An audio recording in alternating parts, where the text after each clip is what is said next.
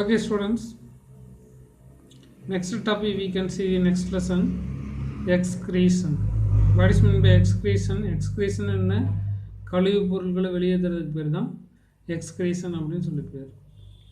எந்தெந்த மாதிரி waste products இருக்குது, எப்படியெல்லாம் அனிமல்ஸ் எக்ஸ்க்ரீட் பண்ணுது அப்படிங்கிறது தான் நம்ம இப்போ பார்க்க போகிறோம். ஓகேங்களா?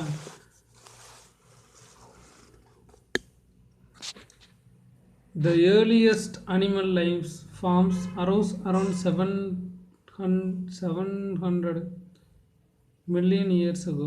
முதல்ல உயிரினம் உருவானது 700 மில்லியன் வருஷத்துக்கு முன்னாடி.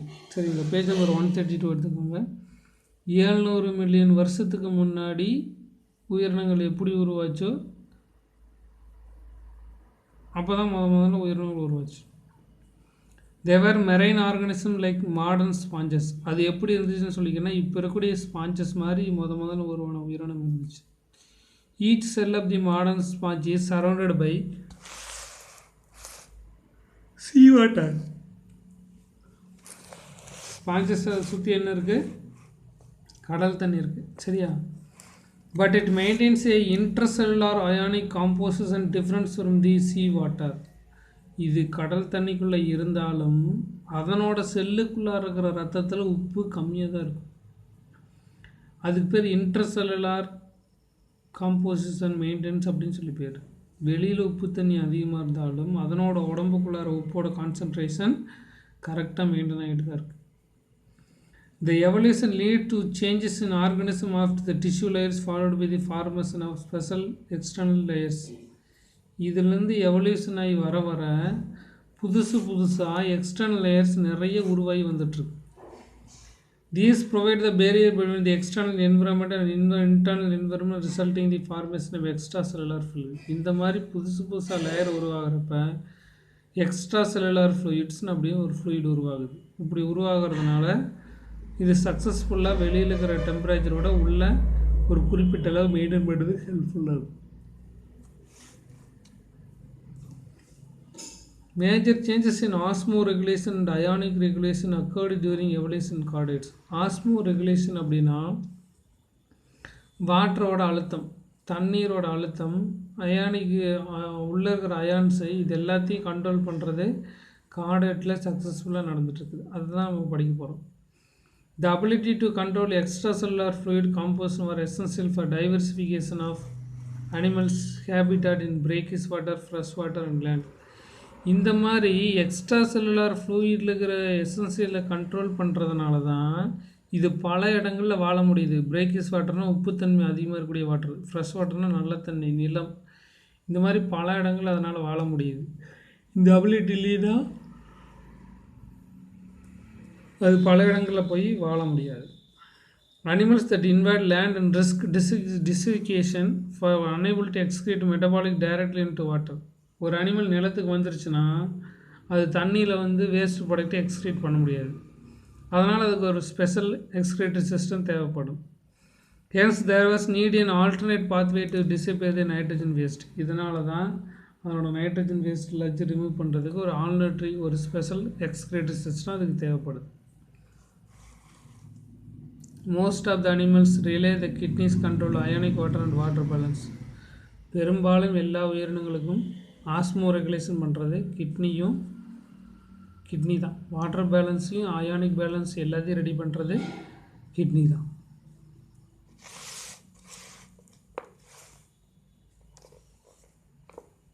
Some animals depending on external tissues such as gills, skin and digestive mucosa collectively regulate the three homeostases, namely osmotic regulation, ionic regulation, nitrogen excretion. ஒரு அனிமல் ஆரோக்கியமாக வாழ்கிறதுக்கு 3 விஷயங்கள் நடைபெறணும். ஒன்று நைட்ரஜன் எக்ஸ்க்ரீஷன், இன்னொன்று அயானிக் ரெகுலேஷன், இன்னொன்று osmotic regulation.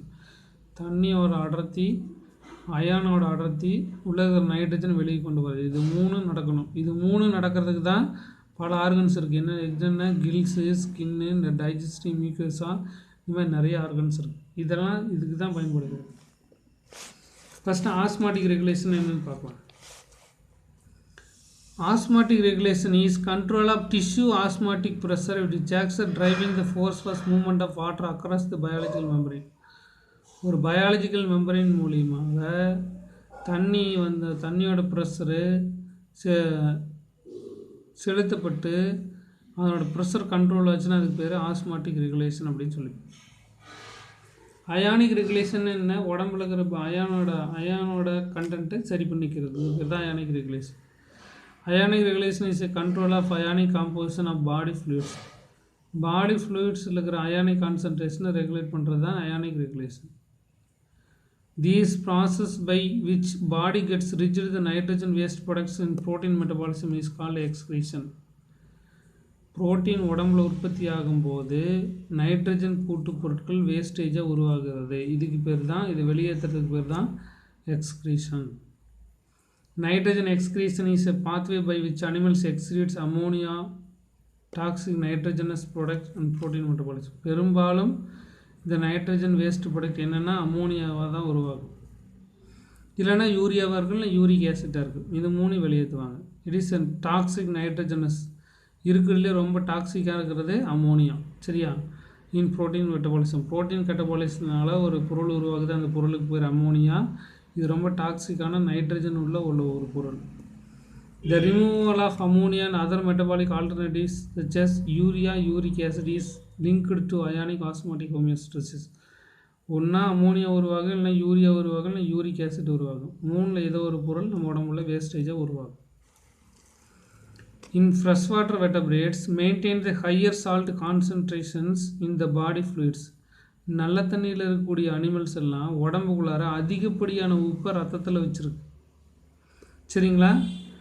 Marine vertebrates maintain the lower salt concentration in the body fluids. அதுவே உப்பு தண்ணியில் வாழக்கூடிய அனிமல்ஸ் எல்லாம் உடம்புக்குள்ளார கம்மியான சால்ட் கான்சன்ட்ரேஷனை வச்சுருக்கு. டெரஸ்ட்ரியலில் வாழக்கூடியதெல்லாம் உடம்புக்குள்ள அதிகப்படியான வாட்டரை ஸ்டோரேஜ் பண்ணி வச்சுருக்கு. Surrounding and the loss of water evaporation, உடம்புல அதிகப்படியான வாட்டரை ஸ்டோரேஜ் பண்ணி வச்சுருக்கு. ஆஸ்மோ கன்ஃபார்மர்ஸ் அப்படின்னு ஒன்று இருக்குது. அப்படின்னா சுற்றுப்புறத்தில் இருக்கக்கூடிய சூழ்நிலைக்கு தகுந்த மாதிரி உடம்புல இருக்கிற ஆஸ்மாட்டிக் ப்ரெஷரை சேஞ்ச் பண்ணிச்சுன்னா அதுக்கு பேர் ஆஸ்மோ கன்ஃபார்மர்ஸ் அப்படின்னு சொல்லி பேர். They are able to change the internal osmotic concentration with change the external environment in marine mollusks. Example sharks. சுற்றி இருக்கக்கூடிய ஆஸ்மாட்டிக் கான்சன்ட்ரேஷனுக்கு தகுந்த மாதிரி உடம்புல இருக்கிற ஆஸ்மாட்டிக் கான்சன்ட்ரேஷனை சேஞ்ச் பண்ணிச்சுன்னா அதுக்கு பேர் ஆஸ்மாட்டிக் கன்ஃபார்மர்ஸ் அப்படின்னு சொல்லி பேர்.